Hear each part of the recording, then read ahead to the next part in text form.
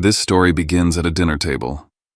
Warm food, familiar faces, a moment that should have passed quietly, but didn't.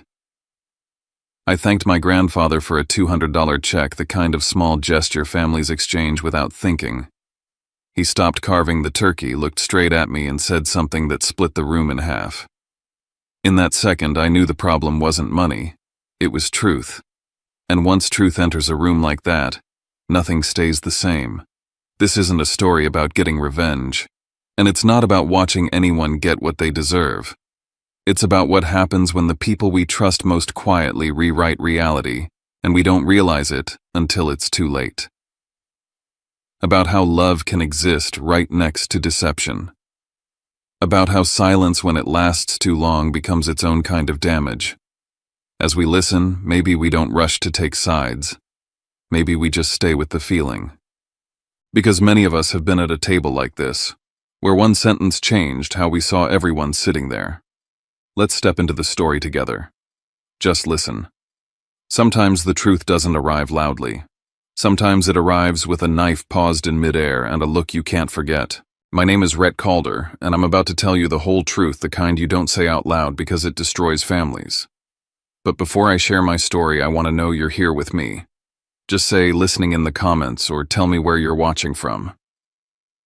I love seeing how far a story like this can reach, and sometimes knowing someone is there makes all the difference. If you're new here, please subscribe. Not because I'm chasing numbers, but because this channel is where people like us come to be believed, to be heard, and to remember we're not crazy for calling betrayal what it is. Thank you. And now, let me tell you everything. $200. That's what my mother said Grandpa Elias had scraped together for me this year, and I played along long enough to say thank you with my mouth while my gut stayed tight. The check sat in my fingers like a prop. Grandpa was halfway through carving the turkey blade, gliding through browned skin steam, rising the whole table lit by candles and fake warmth, when I looked up and said clear as day, "Thank you for the $200, Grandpa." The knife stopped mid-slice. Not a pause, not a hesitation, a full stop, like the metal had struck bone. Grandpa turned his head slowly and fixed his eyes on mine the way he used to when I was a kid, and he needed me to understand something that mattered. His voice didn't shake. It didn't swell. It landed. "The gift I wired you was $500,000. For one beat, nobody moved. My sister's face drained of color. My mother's fork trembled against the plate. Even the air felt heavier, like the room had swallowed its own oxygen.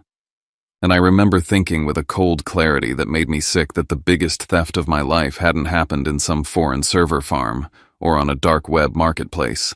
It happened at our Thanksgiving table, with family smiling like nothing was wrong.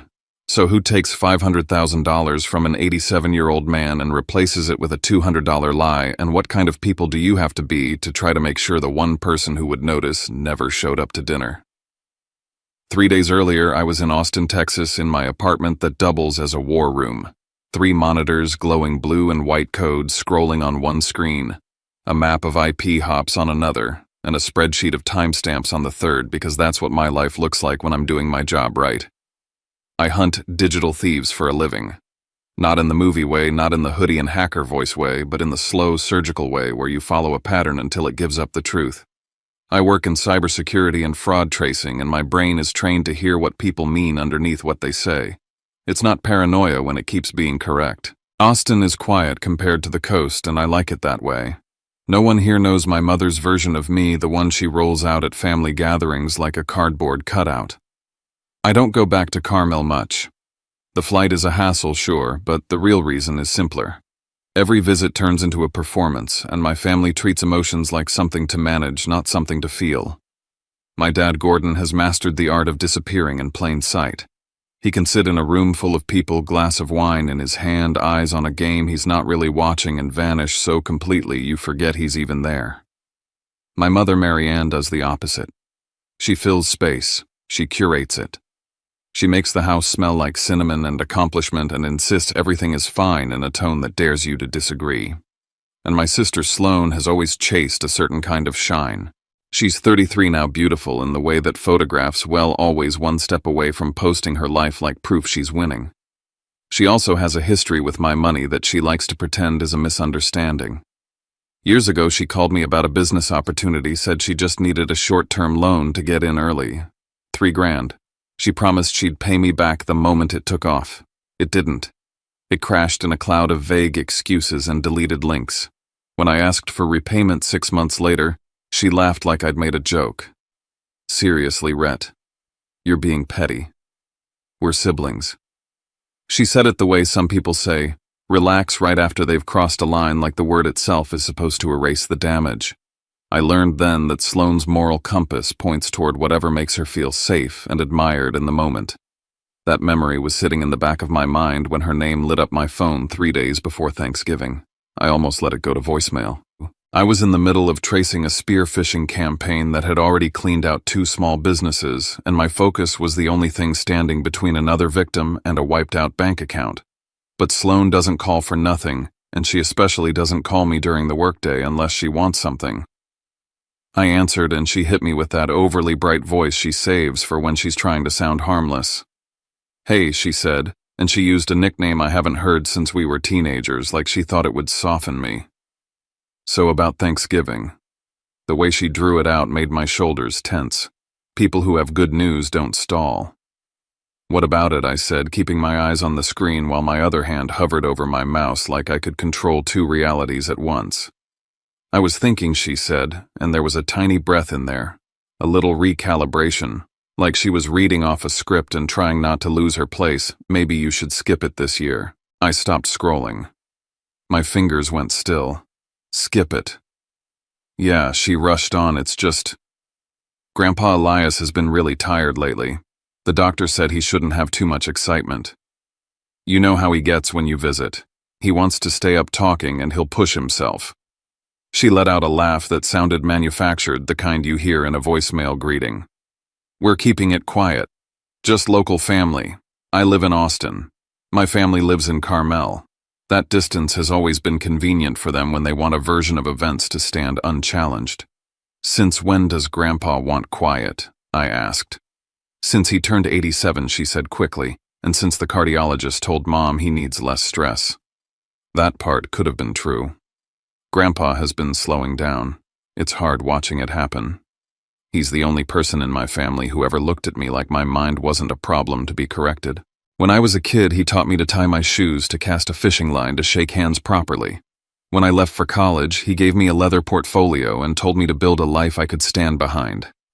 He's the reason I learned to treat evidence like sacred ground. So yes, the idea that he might need calm didn't sound insane. What didn't track was Sloane, of all people, insisting I save him from the burden of my presence. Then she delivered the line that made the hair on my arms lift.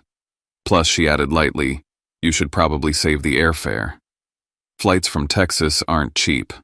I know you do well, but still. There it was, the tell. Sloane has never cared about my finances unless my finances were in her vicinity. She never called to ask if I was okay when I pulled all-nighters in college. She never offered to split a bill. She never once worried about the cost of a plane ticket unless the trip itself threatened whatever she wanted to keep contained. I didn't argue. Arguing would have fed her information. I kept my voice neutral, the same tone I use with suspects who don't know I'm already 5 steps ahead. I'll think about it, I said. Great, she replied too fast, like she'd been holding her breath. Love you. Bye. She hung up before I could say anything back. I stared at my monitors, but the code on the screen blurred. The conversation had the same rhythm as the phishing emails I dissect for work. The words were polite. The logic was plausible. The intent underneath felt wrong. In my job, when something feels wrong, you don't talk yourself out of it. You verify. You pull data. You check the logs. I sat there for a full minute listening to the hum of my computer fans, feeling that familiar click in my brain when a case file opens itself. Then almost casually, like I was proving myself wrong, I picked up my phone and opened my banking app. There's an account I almost never look at. A joint account Grandpa Elias set up for me when I turned 18. He seeded it with a few thousand back then and told me it was for emergencies, a cushion, a way to breathe if life ever knocked me flat. I used it once in college when my laptop died right before finals, and I paid it back within 6 months because Grandpa's trust felt like something you repay. Since then, I've let the account sit earning dust and tiny interest like a quiet promise between us. The balance looked normal at first glance, a couple thousand, nothing dramatic. Exactly the kind of number that tells your brain to move on. But my thumb didn't move away. It hovered, because that call with Sloane had planted a question in me that wouldn't stop tapping. Why would she want me gone? And if she wanted me gone, what was happening while I was gone? I tapped into the transaction history just to reassure myself, just to confirm my own paranoia was doing what it always does, and overreacting. And as the screen loaded, I had the strangest thought, sharp and quiet like a voice from somewhere deep. If you don't click one more step, you'll never know what they took. My finger paused above the list. I could still back out. I could still pretend I hadn't looked. But I'd learned the hard way that some doors once closed don't open again. So I clicked and I waited for the pass to show its hand.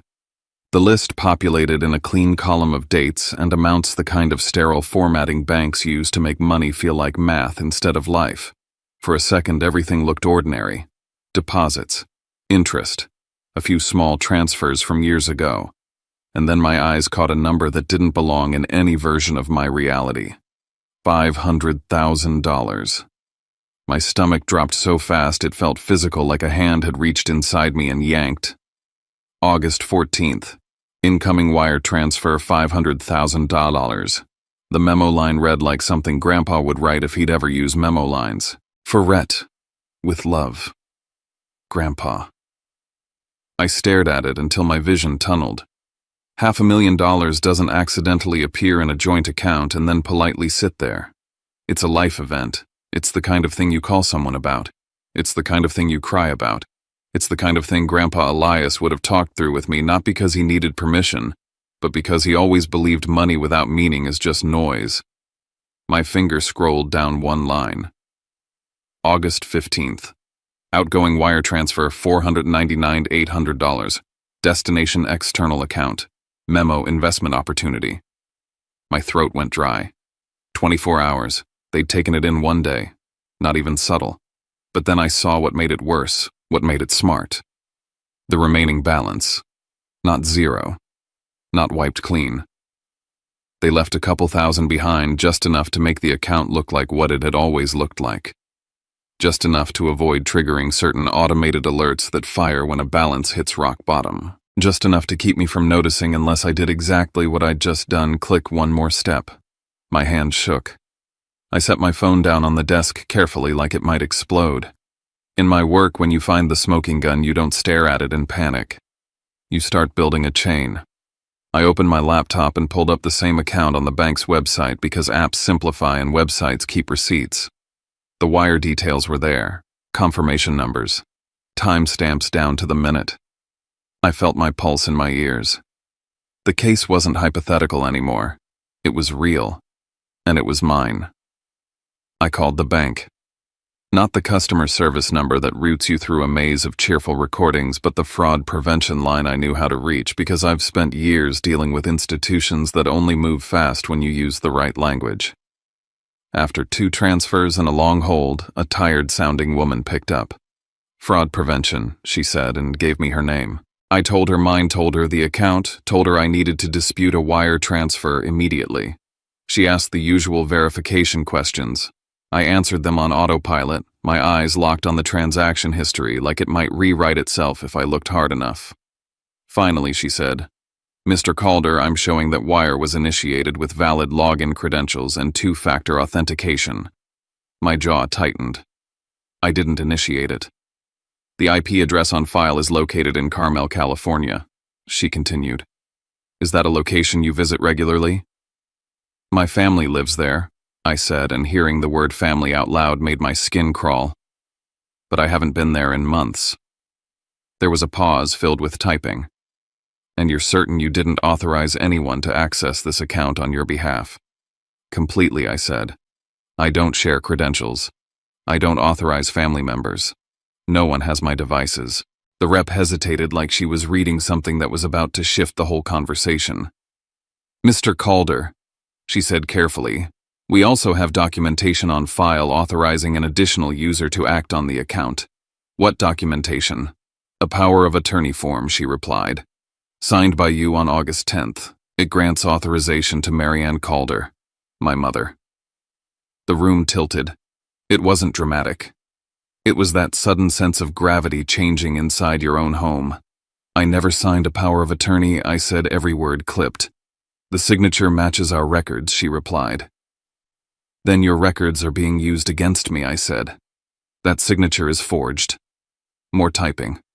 I'm flagging the account for investigation, she said. You'll need to file a formal fraud report. I can email you the link. We'll also need to verify your identity and ask some additional questions. I let her. I answered everything.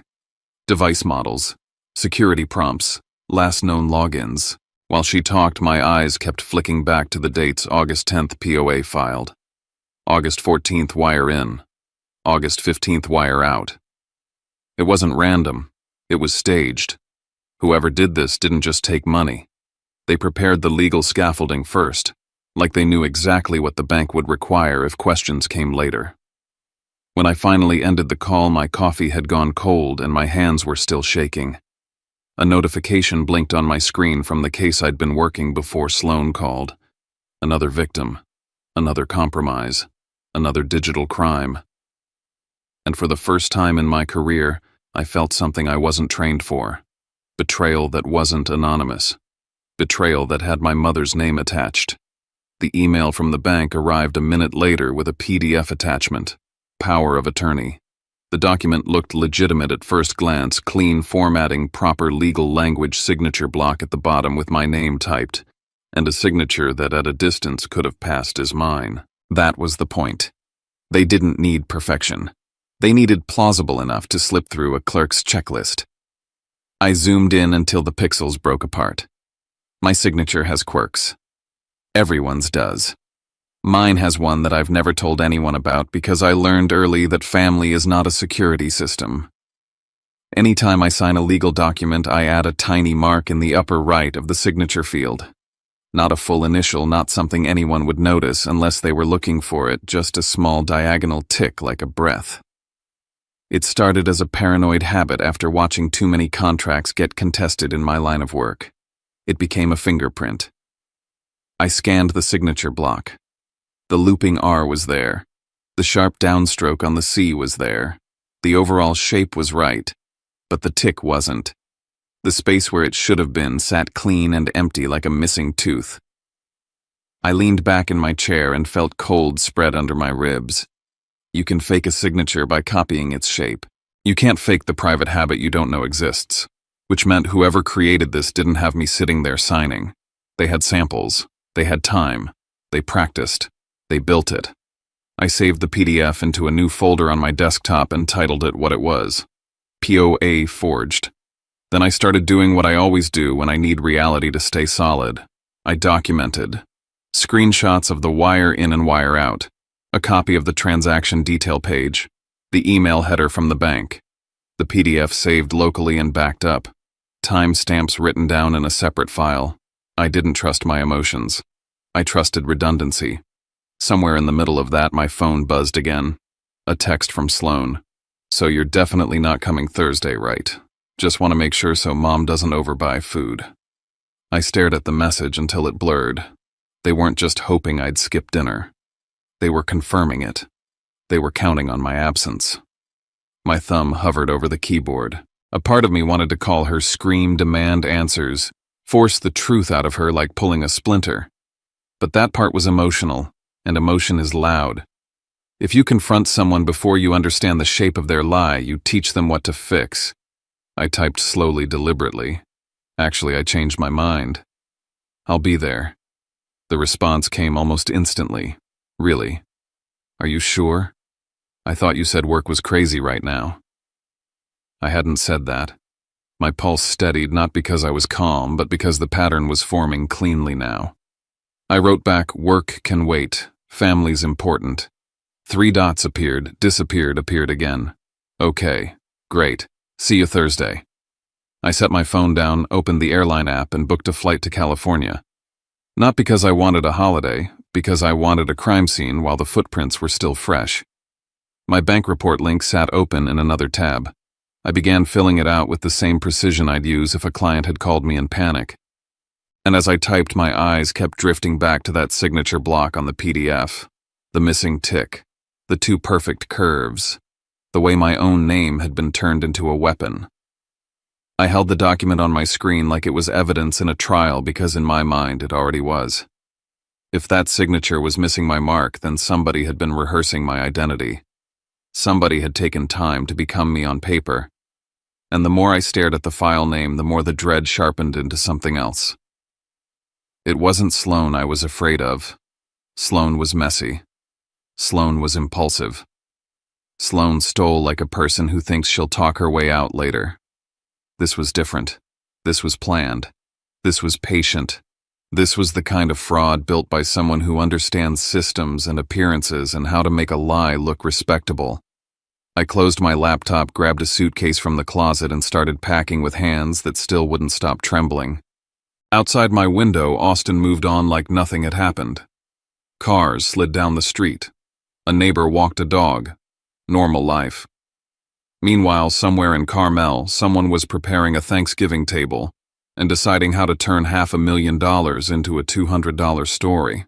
And I was about to walk straight into their performance with the truth in my pocket. I didn't sleep much after I booked the flight. Not because I was afraid, but because my brain does what it always does when something stops making sense. It builds a map.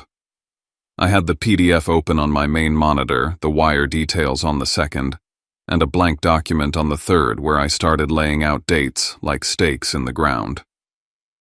August 10th, the power of attorney was filed. August 14th, $500,000 landed in my joint account with Grandpa Elias. August 15th, almost all of it vanished into an external account. My hands kept wanting to shake and I kept forcing them to do useful work instead.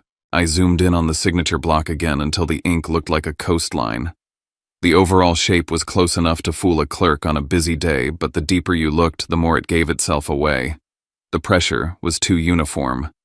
Real signatures breathe. They speed up, they slow down, they drag in one corner and lift in another. This one didn't. It was smooth in a way that only happens when somebody traced and cleaned and stitched a version of me together from samples. And there it was, the quiet proof no one else would notice, my tiny diagonal tick, the private mark I always add in the upper right of the signature field, was missing. That wasn't a mistake you make if I was physically present. That's a mistake you make when you're guessing, when you're recreating, when you're building a counterfeit identity by study instead of consent. I leaned back and stared at it until my eyes burned. Whoever did this didn't just want the money. They wanted the bank to believe I had handed them permission with my own hand. That takes planning. That takes practice. That takes someone who understands systems, paperwork, and how institutions protect themselves. Sloan doesn't plan like that. Sloan doesn't practice anything unless it's a smile for a photo. She's the kind of person who borrows and hopes the universe forgives her. She's impulsive, emotional, and sloppy. A forged legal document submitted days in advance was not her signature style, which meant she was either being guided by someone smarter or she wasn't the one holding the pen at all. I shifted from the signature to the wire transfer destination. The bank interface only showed the last 4 digits, but I wasn't new to the way security works when you know where to look. I used what I had. The transaction confirmation number, the receiving bank name, the routing path. Some of what I did was straight professional method. Some of it was careful OSINT, and some of it was the kind of creative stitching you learn when you've spent years tracing money that doesn't want to be found. I wasn't hacking. I wasn't breaking into anything. I was building a picture from the pieces that were already exposed, the way investigators always do. Within an hour, I had a name that made my jaw go hard. Blaine Whitlock. The receiving account was newly opened, dated suspiciously close to the wire. The branch location sat right in the Carmel and Monterey orbit, close enough to be convenient, far enough to feel like not our house. I sat there with his name on my screen and listened to the hum of my computer because this was the moment the case stopped being a ghost and became a person. People have reputations.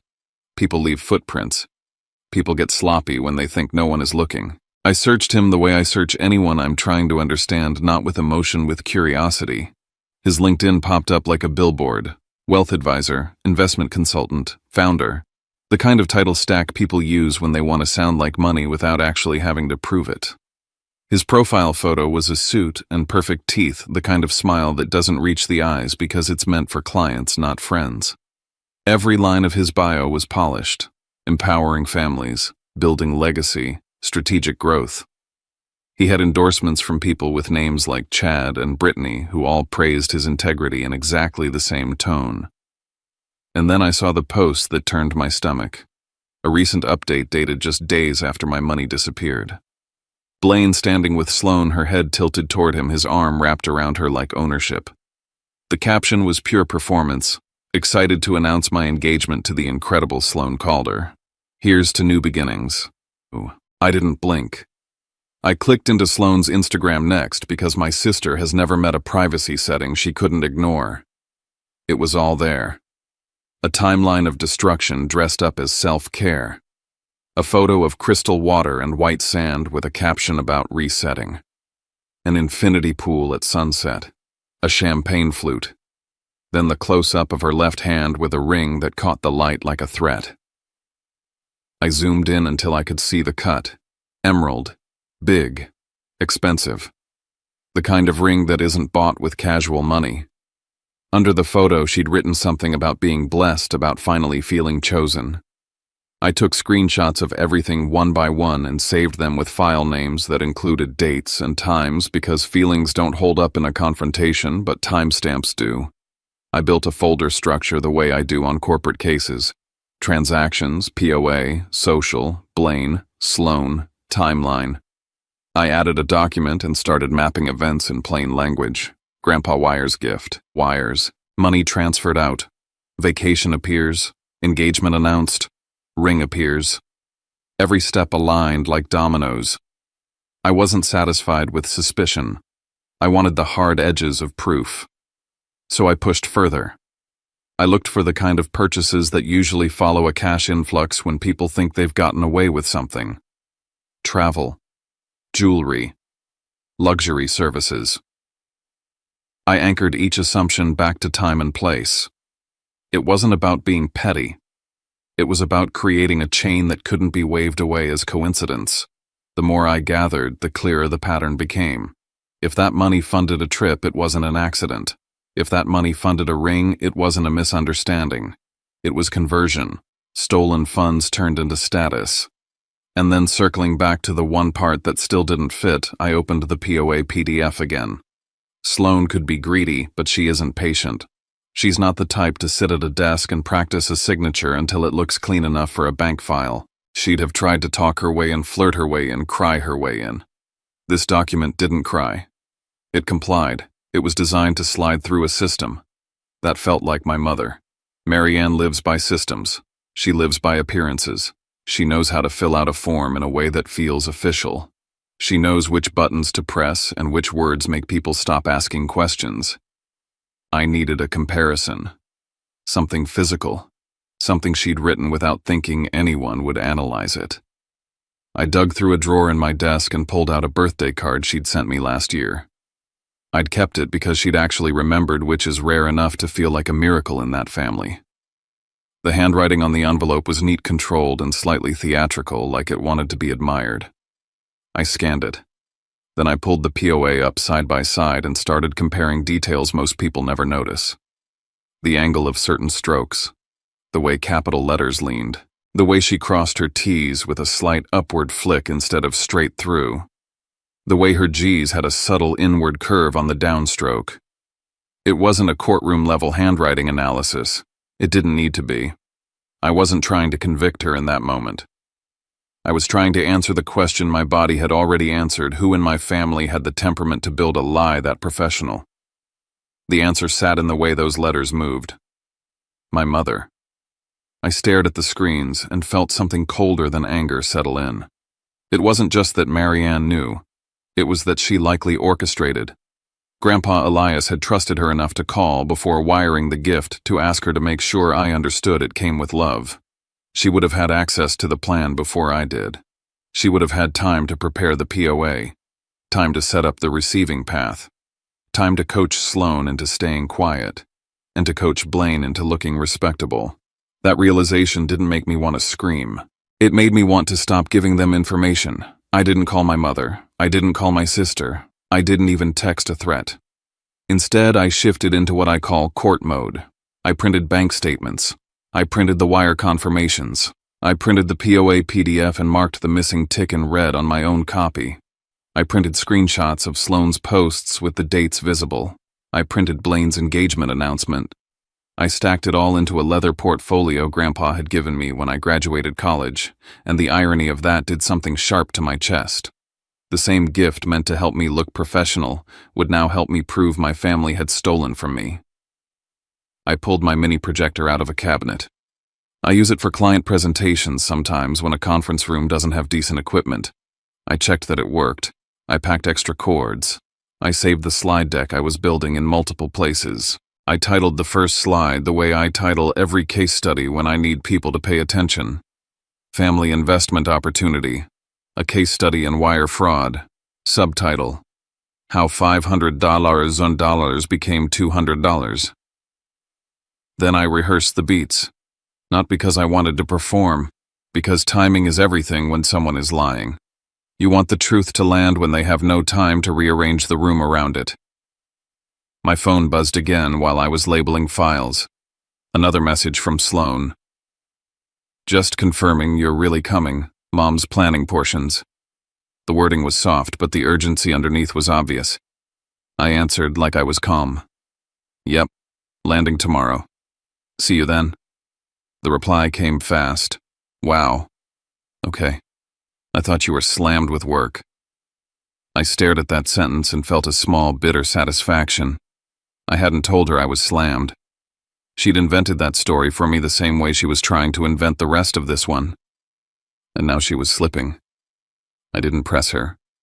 I just let the slip sit there, because when people think they're losing control, they make mistakes.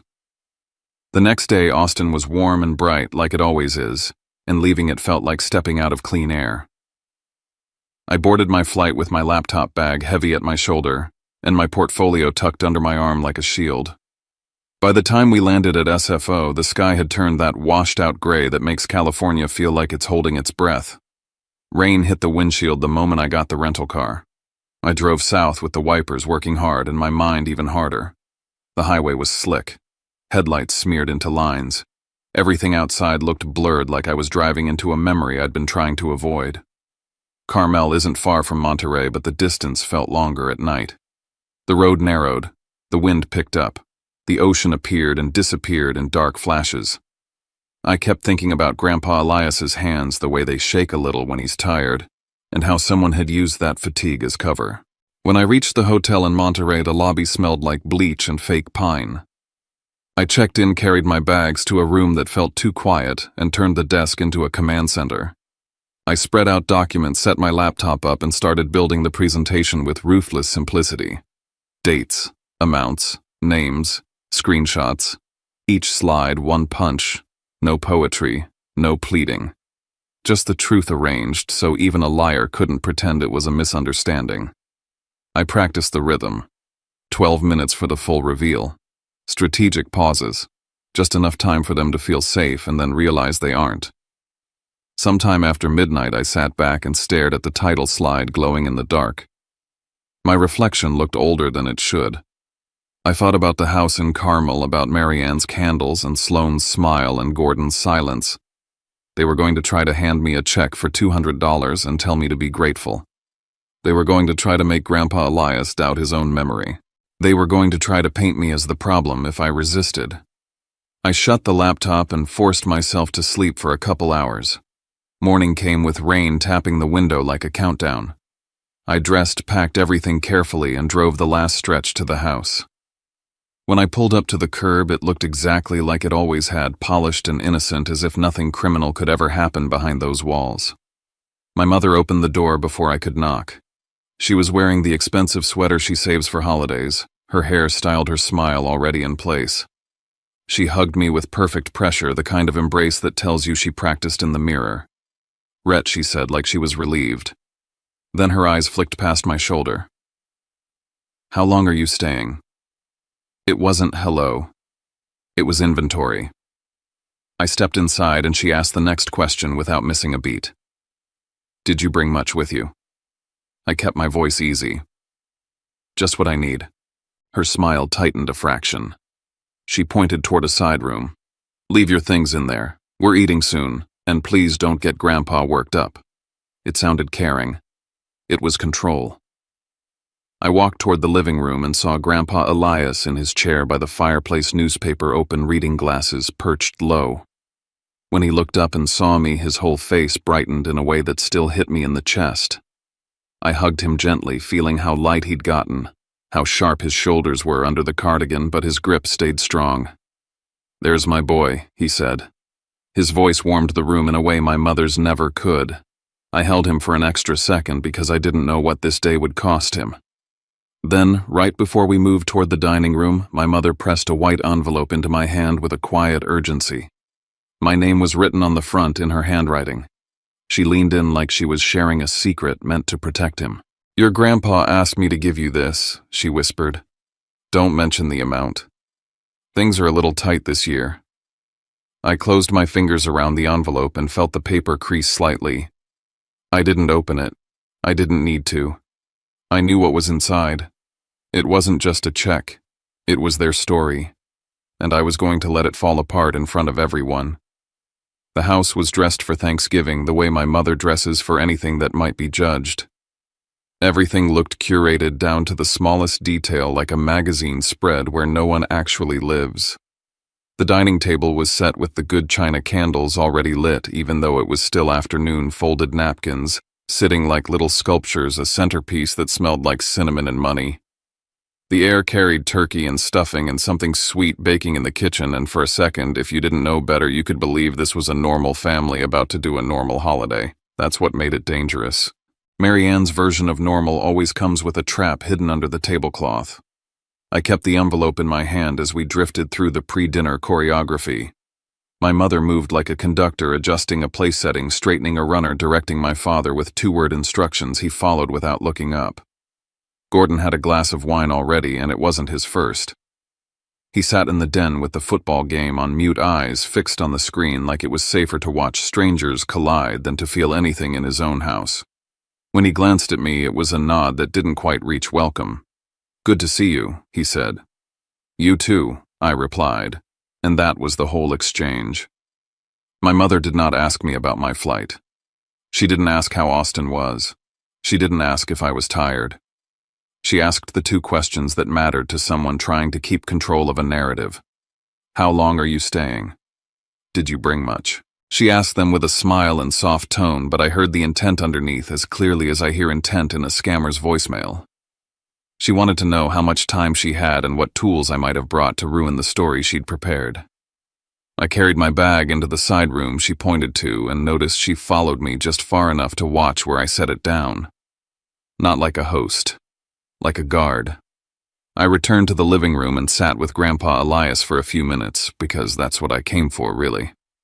Evidence and justice mattered, but the center of all of it was still this man, still his love, still the trust someone had weaponized. He looked smaller than the last time I saw him, but his eyes were clear. When he smiled at me, it wasn't a performance. It was relief. How's Texas? He asked, voice rasped with age but steady. Hot, I said, trying to keep the warmth in my own voice. But good. Work's been busy. You always were busy, he said, and there was pride there. Always chasing what's right. The words hit harder than he meant them to. I asked him questions that sounded like casual grandson small talk, but each one had a purpose. You been on email much lately? I asked, like I was interested in his hobbies. He chuckled. Your mother keeps trying to get me to use that tablet, he said. I prefer my phone. But yes, I check email. The bank sends confirmations. I keep them. I nodded like that was normal because for him it was. He does everything by the book. When you did that transfer, I said carefully, not naming an amount, yet did you do it yourself? He looked at me like the question was odd. Of course I did, he said. I'm old, not helpless. Then he lowered his voice, slightly leaning in. I called Marianne first, though, he added almost like a confession. Told her I wanted to help you out. I asked her to make sure you knew it was from me because you get busy and you don't always check that account. She said she'd take care of it. My stomach tightened so fast it stole my breath for half a second. There it was, the doorway. The moment she had access not to my credentials but to his trust. Grandpa Elias had handed her the narrative before the money ever moved, and she'd promised to deliver it like a loving messenger. Instead, she'd used it as a key. I forced my face to stay neutral. That was kind of you, I said. I just didn't want you to miss it, he replied. You work hard. You deserve a little ease. I swallowed down the burn behind my eyes. My mother's voice floated in from the kitchen, calling for someone to bring in ice to set out appetizers to move a platter. Everything sounded normal if you didn't know what she'd done. Then Sloane appeared. She came in like a camera had turned on, hair-perfect outfit chosen with intention, smile wide enough to pass as joy. But when she hugged me, her body stayed stiff. Her arms wrapped around me, yet she didn't settle into it. Her hand slid over my shoulder and I felt her fingers tense, like she was measuring how solid I was, how hard it would be to push me off balance. The ring on her left hand caught the light and threw little flashes across the wall, tiny bright cuts that made my vision flicker. It looked exactly like it had in her photo. Real. Expensive. Loud. Rhett, she said, voice sweet, a little too sweet. I'm so glad you made it. I held her at arm's length for just a second because I needed to see her eyes. They were glossy, but not with happiness. With nerves. Behind her, Blaine Whitlock stepped into the room like he belonged there. Suit that fit too well for a family holiday. Watch that looked like it wanted attention. He extended his hand before Sloane even finished introducing him. Rhett, he said, firm grip, practiced smile. Finally, Sloane talks about you. I took his hand and felt the control in the gesture, the way he held on a fraction longer than necessary, the way his eyes scanned me quickly. Not just my face, but my shoulders, my bag strap, the thickness of the folder under my arm. He wasn't looking at me like a future brother-in-law. He was assessing threat. Congratulations, I said, keeping my tone smooth. When do you two get engaged? It was a simple question, deliberately placed. A normal person answers it easily. Sloane's smile flickered and she opened her mouth, but Blaine cut in. Late August, he said, voice steady. Best decision I ever made. He pulled Sloane close and kissed her temple like a brand stamp. Sloane laughed softly, too high. Yeah, she said. End of summer. Her answer slid around the exact date like she didn't want to touch it. I filed it away. I didn't push further. Not yet. Marianne appeared beside us with a tray of appetizers, smiling like this was the happiest room in the world. Isn't he wonderful, she said, looking at Blaine like she'd chosen him herself. Then her gaze moved to me and landed on my hands. Why don't you come help me in the kitchen, she said immediately, the way a teacher redirects a kid who's asking the wrong questions. We need an extra set of hands and your grandfather shouldn't have to talk so much.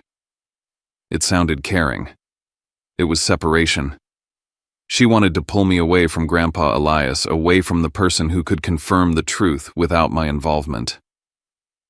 I followed her into the kitchen because refusing would have been information. In there, Marianne ran the room with small clipped commands, turning everything into a schedule. Plates at 4:30, turkey at 5, dessert at 6:30. She murmured as if timing could prevent consequences. Each time I tried to drift back toward the living room, she found a reason to redirect me. Can you grab the serving spoon? Can you check the oven? Can you take these napkins to the table? When I returned to the living room anyway, she followed, speaking over me, laughing too loud at Grandpa's jokes, touching his shoulder with a hand that looked affectionate and felt like ownership. The house filled gradually with a few relatives, an aunt, a cousin, people who didn't really know me anymore but still wanted to be seen at the right house on the right holiday. I noticed how they glanced at my mother before they spoke, how they laughed at her cues, how the whole family